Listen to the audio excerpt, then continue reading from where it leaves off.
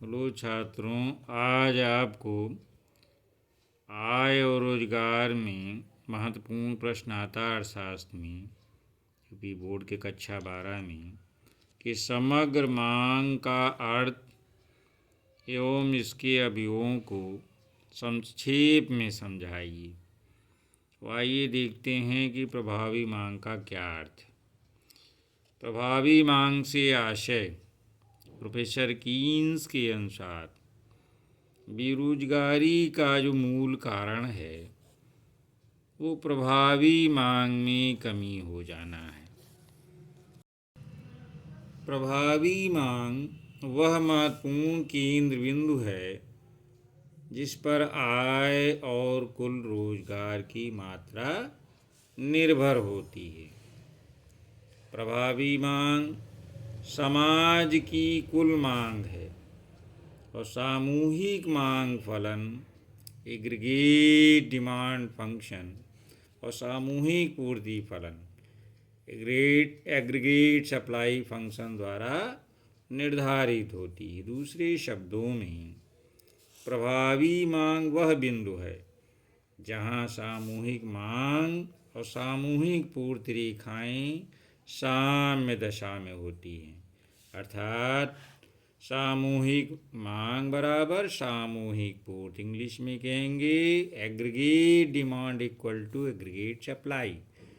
Aggregate demand को हम short में ईडी कहेंगे और एग्रीगेट सप्लाई को शॉर्ट में एएस करेंगे, यानी ED is equal to AS. अब सामूहिक मांग का अर्थ क्या होता है? सामूहिक मांग से अभिप्राय हमारा ये है समाज की संपूर्ण मांग से है। यह शास्त्री हैं प्रोफेसर ओस्टोनियर हे के अनुसार सामूहिक मांग एक दिए हुए रोजगार के स्तर पर द्रव्य की वह मात्रा है जो कि अर्थव्यवस्था में सभी साहसी नियोजित श्रमिकों द्वारा किए जाने वाले उत्पादन के विक्रय से प्राप्त होने की आशा करते हैं। तो विभिन्न संस्थाओं में श्रमिकों को नियोजित कर इनके द्वारा उत्पादित सामग्री से साहसी वर्ग जिन द्रव्य राशियों की पाने की आशा करता है उनको यदि तालिकाबद्ध कर दिया जाए तो कुल मांग तालिका या जो सारणी बनेगी इसे ही कीन्स ने कुल मांग वृत्त एग्रीगेट डिमांड फंक्शन कहा। प्रोफेसर कीन्स के अनुसार कुल मांग वृत्त उन मूल्यों की सारणी है जो विभिन्न संस्थाओं में नियोजित श्रमिकों द्वारा उत्पादित सामग्री को बेच करके प्राप्त करने की आशा की जाती है। AD is equal to C plus I, यानी सामूहिक मांग उपभोग व्यय यानी सी उपभोग व्यय और आई इन्वेस्टमेंट कहते हैं, निवेश व्यय यानी उपभोग व्यय और निवेश व्यय को जब हम दोनों को जोड़ लेते हैं तो सामूहिक मांग कहलाती है। AD is equal to C plus I, सामूहिक मांग बराबर उपभोग व्यय प्लस निवेश व्यय। तो सामूहिक मांग की हम माप कैसे करते हैं? सामूहिक मांग कितनी होगी? अगर बंद अर्थव्यवस्था है, क्लोज्ड इकॉनमी है, यानी ऐसे में जिसमें विदेश से हम कोई आयात निर्यात नहीं करते तो उसको बंद अर्थव्यवस्था कहते हैं। तो ऐसी स्थितियों में सामूहिक मांग जो होगी वो उपभोग और निवेश के योग के बराबर होगी। मान लीजिए खुली अर्थव्यवस्था है, यानी हमारा देशों से आयात निर्यात विदेशों कई देशों से होता है, तब सामूहिक मांग क्या होगी? उपभोग सी कंजम्पशन, आई इन्वेस्टमेंट, जी है गवर्नमेंट एक्सपेंडिचर यानी जो व्यक्तिगत उपभोग सी है, निवेश है और सरकारी जो सरकारें खर्च करती हैं चीज़ों पे, इन तीनों को हम जोड़ लेते हैं सी प्लस आई प्लस जी। सी माने उपभोग, आई माने निवेश और सरकारी व्यय को इंग्लिश में आएंगे जी गवर्नमेंट एक्सपेंडिचर। इसमें से हम एक्सपोर्ट शुद्ध निर्यात जो है जितना हम करते हैं वो घटा देते हैं, तब हमको जो है सामूहिक मांग पता चल जाती है। तो जब अधिक श्रमिकों को नियोजित किया जाएगा, यानी नियोजित मतलब उनको रोजगार दिया जाएगा, तो उसके परिणाम स्वरूप उत्पादन की मात्रा क्या होगी? जो ज़्यादा लोग श्रमिक लगाएंगे तो ज़्यादा उत्पादन होगा, तो मात्रा में और वृद्धि होगी। स्वाभाविक है कि अधिक उत्पादन की विक्रय से, जब पूंजीपतियों का जो उत्पादन करते हैं उनके विक्रय से, उन्हीं को साहसी भी कहते हैं पूंजीपतियों, तो उनको अधिक द्रव्य की प्राप्ति होगी, उनकी आय और बढ़ेगी। अतः सामूहिक मांग रोजगार के साथ प्रत्यक्ष संबंध रखती है। रोजगार में होने वाला परिवर्तन सामूहिक मांग में भी उसी दिशा में परिवर्तन लाते हैं। इस तथ्य को हम चित्र से देख सकते हैं। इसे हम चित्र से देख सकते हैं कि एक्स अक्ष पे हम रोजगार दिखाए हैं कि कितने श्रम की इकाइयाँ लगी हैं। जैसे 100 लेबर हैं, 200 श्रमिक हैं, 300 श्रमिक हैं, और इस पर जो है ये जो उत्पादक करता है सामान, अब ये लोग खरीदते हैं श्रमिक काम करके, तो वो जो है इतना कमाता है, 1000 रुपया, 1750, 2100 रुपया, यानी ये पूंजीपतियों को लाभ होता है। तो सामूहिक जो मांग रेखा है इस तरह से मूल में से निकल करके क्रमशः जैसे रोजगार देके श्रम की इकाइयाँ बढ़ाते जा रहे हैं, 100 से 200 हो गया, तो इनकी आय भी जो है पूंजीपतियों की बढ़ गई, और श्रमिक लगाए तो और 2100 हो गई। इस तरह से सामूहिक मांग वक्त श्रम की इकाइयाँ जब बढ़ती जाती हैं तो जो पूंजीपतियों को लाभ भी मिलता जाता है। तो स्पष्ट है कि रोजगार की मात्रा में वृद्धि होने से विक्रय प्राप्तियों की मात्रा में, ये विक्रय प्राप्तियां हैं यानी जो इनकम पूंजीपतियों को होती, उसमें भी वृद्धि होती है। तो सामूहिक मांग वक्र, ये जो है सामूहिक मांग वक्र कहते हैं रेखा, मूल बिंदु से निकल करके ऐसे जाए पे सीधा जाता है, फिर थोड़ा फिर झुकता है। तो सामूहिक मांग वक्र प्रारंभ में देख रहे हैं कि शीघ्रता से ऊपर उठता है, ये बहुत तेजी से उठता है।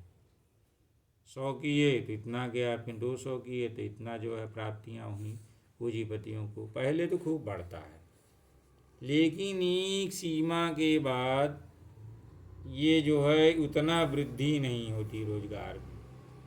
तो सामूहिक मांग में प्रारंभ में शीघ्रता से ऊपर उठता है, लेकिन एक सीमा के बाद जब रोजगार की मात्रा में बहुत ज़्यादा वृद्धि हो जाती है तो मांग वर्ग जो है, इसको मांग वर्ग से कहते हैं, ये उस तेजी से ऊपर नहीं उठता। इसी तरह से सामूहिक पूर्ति वक्र दिखते हैं कैसे बनता है। तो साहसी जो होता है यानी पूंजीपति जो उद्योग लगाते हैं उन्हीं को साहसी भी कहते हैं। तो केवल उतनी ही श्रम शक्ति को नियोजित करता है, यानी उतने ही लोगों को नौकरी पर रखता है जिससे वह उचित पारिश्रमिक देकर के रोजगार दे सके।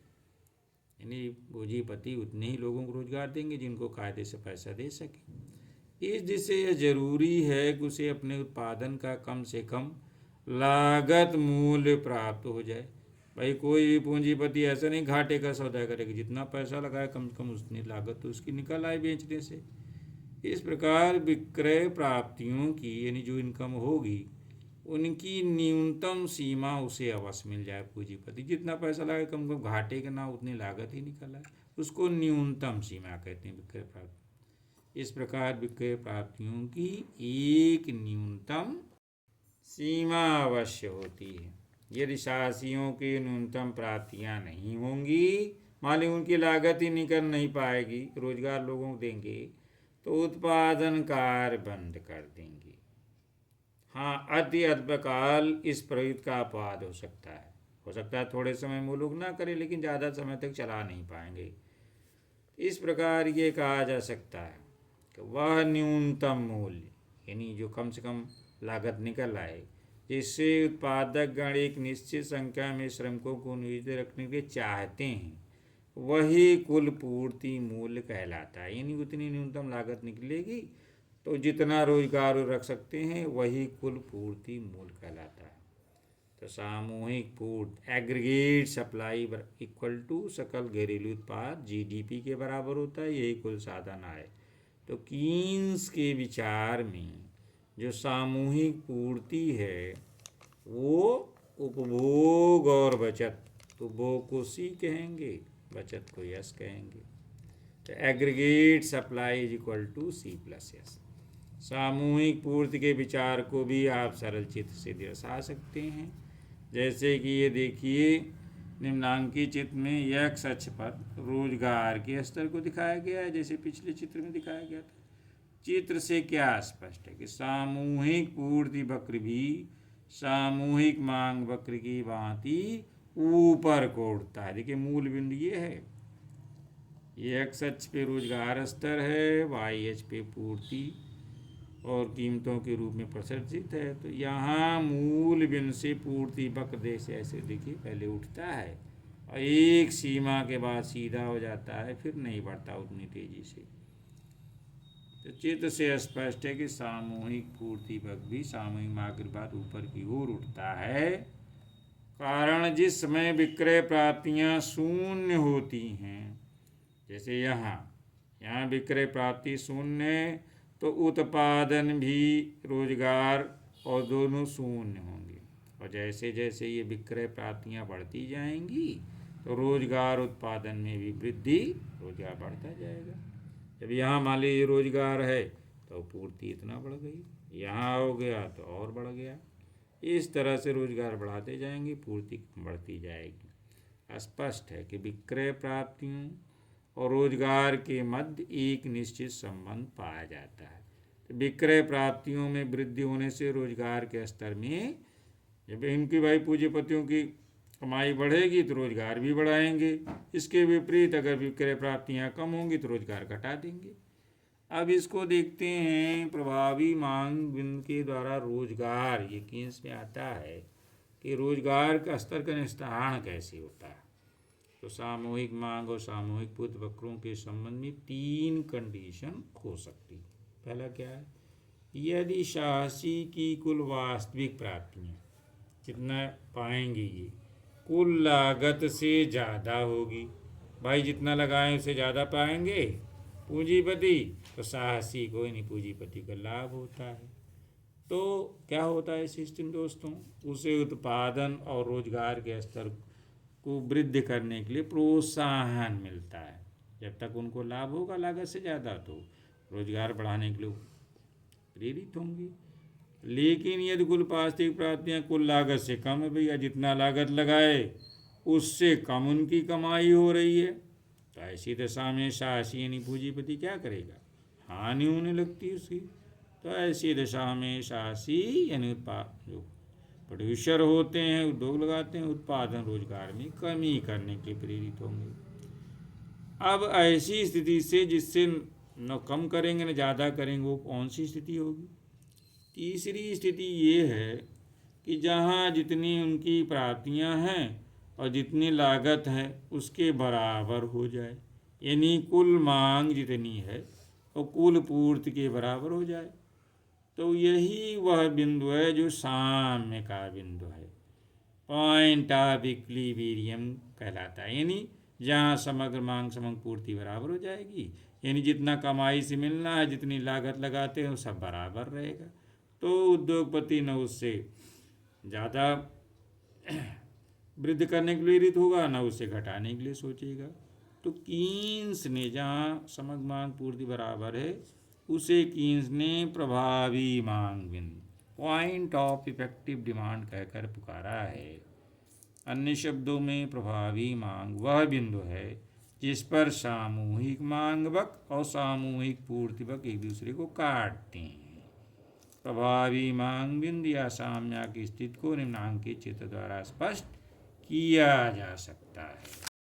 उपरोक्त चित्र में ये देखें, मैंने चित्र बनाया हुआ है, इसमें एक्स अक्ष पे रोजगार यानी जो श्रमिकों को रोजगार मिला हुआ है, और इस पे वाई अक्ष पर इसमें समग्र मांग और पूर्ति वक्र वाई अक्ष पे बढ़ता है।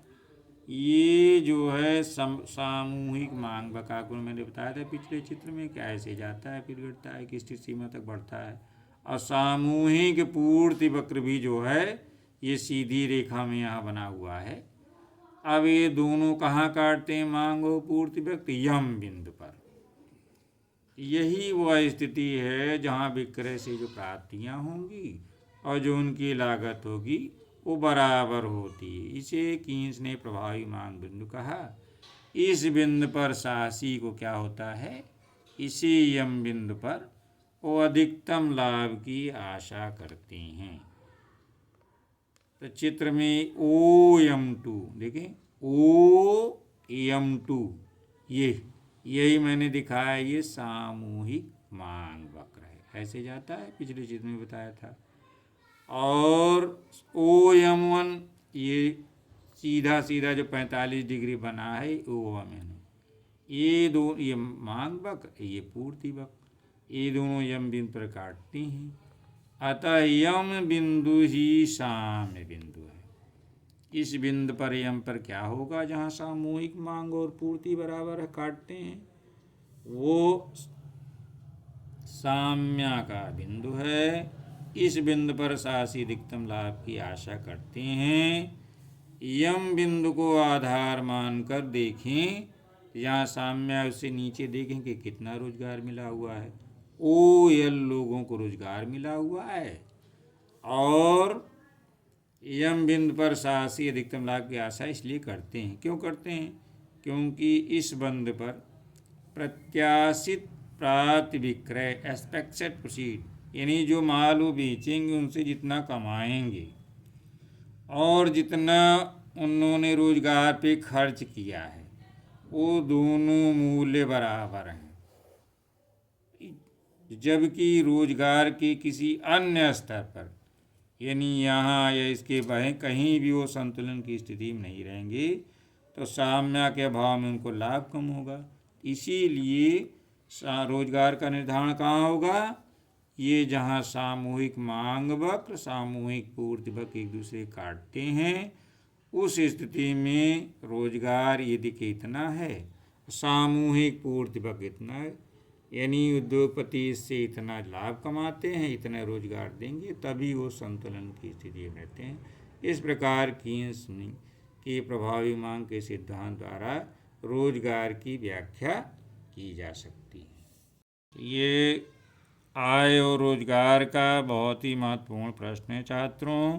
तो अगर आप तैयार कर लेते हैं सामूहिक मांग का अर्थ, इसके अवयव क्या हैं या प्रभावी मांग क्या है, और इसके द्वारा जो है रोजगार आय का निर्धारण कैसे होता है, तो ये बहुत महत्वपूर्ण है। दीर्घ उत्तरीय में ऐसा प्रश्न आता है और 1-2 नंबर में प्रभावी मांग भी क्या से ऐसा आता है, अति लघु में लघु में। तो इसको कर लेते हैं तो कम से कम जो है 10-12 नंबर की प्रश्न, और बहुत ही महत्वपूर्ण है कि इसका रोजगार सिद्धांत जो है, इसको आप पढ़ लेते हैं तो परीक्षा के लिए काफ़ी उपयोगी साबित होगा। धन्यवाद।